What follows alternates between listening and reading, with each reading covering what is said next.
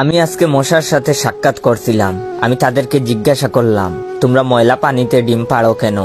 মশা বলল, কারণ ভালো পানিতে ডিম পারলে মানুষ সিদ্ধ করে খেয়ে নিতে পারে। আমি তাদেরকে জিজ্ঞাসা করলাম, মশার কোয়েলে তোমরা মরো না কেন? মশা বলল, আমরা যদি মরে যাই তাহলে কোয়েলের ফ্যাক্টরি বন্ধ হয়ে যাবে। আমি আবারও তাদেরকে প্রশ্ন করলাম, তোমরা মানুষের কানের কাছে এসে জ্ঞান জ্ঞান করো কেন? মশা বলল, কারণ মানুষের পায়ের কাছে কিংবা অন্য কোথায় জ্ঞান জ্ঞান করলে মানুষ শুনতে পায় না, তাই। আমি তাদেরকে জিজ্ঞাসা করলাম, আমি শুনেছি পুরুষ মশারা নাকি রক্ত খায় না, তাহলে ওরা কি খায়? মশা বলল, পুরুষ মশারা শুধু বউয়ের বোকা খায়। আমি বললাম, মশারা কামড়ালে মানুষের ডেঙ্গু হয় কেন?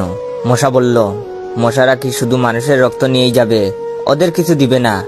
মশারা এত স্বার্থপর নয়, তাই মানুষকে ডেঙ্গু উপহার দিয়ে যায়। মশার সাথে সাক্ষাৎ করার পর আমি মশার উপর রিসার্চ করলাম। মশা অনেক ধরনের হয়, যেমন পড়তে বসলে যে মশায় কামড়ায় তারা হলো অশিক্ষিত মশা, খেতে বসলে যে মশা কামড়ায় তারা হলো ক্ষুধার্ত মশা, ঘুমানোর পর যে মশা কামড়ায় তারা হলো কাপুরুষ, জেগে থাকা অবস্থায় যে মশা কামড়ায় তারা সাহসী, মশারির মধ্যে যে মশা কামড়ায় তারা হলো অতিরিক্ত শেষরা, মাঝরাতে যে মশা কামড়ায় তারা হলো সিঙ্গেল, টয়লেটে যে মশা কামড়ায় তারা হলো নির্লজ্জ, দিনের বেলা যে মশা কামড়ায় তারা একটা ছোট লোক। আমার এই ভিডিওটা দেখার সময় আপনাদের যেই মশাগুলো কামড়াইতেছে ওইগুলো হলো প্রতিবাদী মশা।